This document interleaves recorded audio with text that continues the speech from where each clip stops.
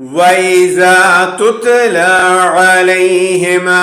آياتنا بينات قال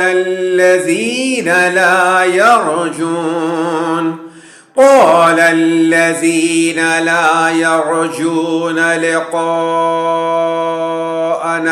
بقرآن غير هذا أو بدله قل ما يكون لي أن أبدله من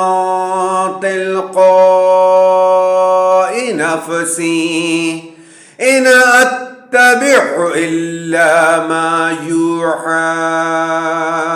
إلي إني أخاف إن عصيت ربي عذاب يوم عظيم قل لو شاء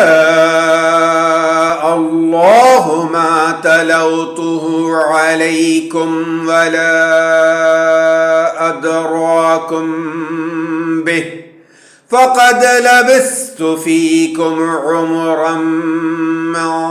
قبله أفلا تعقلون فمن أظلم ممن افترى على الله كذبا أو كذب بآياته إنه لا يفلح المجرمون ويعبدون من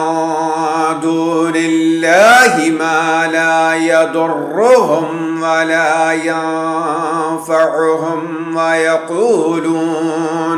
ويقولون هؤلاء شفعاؤنا عند الله